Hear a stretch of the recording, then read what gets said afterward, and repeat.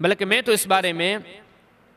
چھوٹی سی گزارش آپ تک کے سامنے یہ رکھوں گا،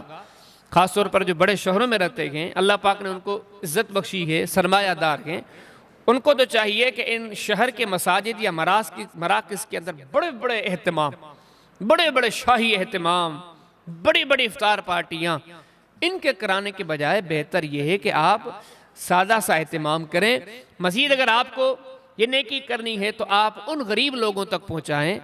جو بیچارے ان دنوں میں بہت پریشان ہوتے ہیں، ایسے پریشان ہوتے ہیں کہ روزے کی سحری اور افطاری کے لیے پریشان ہیں۔ گاؤں گوٹھوں کے اندر یا شہروں کے اندر ایسی آبادی ہیں جہاں پہ بالکل غریب لوگ بسے ہیں، مزدور طبقے کے لوگ ہیں۔ آپ دیکھیں ایک گھر کو چلانے والا ایک مزدور ہے، جب رمضان قریب آیا اس مزدور نے روزہ رکھ لیا، اب وہ مزدوری نہیں کرتا، گھر بیٹھ گیا، اب اس کی آمدن کیا ہے، انکم کیا ہے، کچھ نہیں ہے۔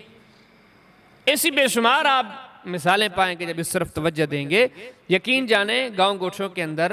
یا شہر کی ان آبادیوں کے اندر جہاں پہ کچی آبادی ہے، غریب لوگ بسے ہیں، لوگ تو سحری کے لیے اور افطاری کے لیے صحیح نمونے سے کھانے پینے کی چیزوں کے لیے ترستے ہیں۔ کتنا برا ہوگا کہ ہم انہی شہروں میں رہ کر بڑے اہتمام کے ساتھ، بڑے شاہی انتظاموں کے ساتھ سحریاں کریں، افطاریاں کریں، بڑی بڑی دعوتیں کریں، جبکہ دوسری طرف ایسے لوگ ہیں جو سادے اہتمام کے لیے بھی ترستے ہیں۔ تو میں تو یہ گزارش کروں گا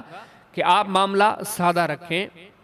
سادگی میں اللہ پاک نے برکت رکھی ہے۔ اگر سحری افطاری کا انتظام کہیں کرتے بھی ہیں تو سادہ رکھیں، مزید نیکی کرنے کا جذبہ ہے تو ان غریب اور مسکین لوگوں تک پہنچائیں جو کہ اس معاملے میں بہت پریشان ہیں۔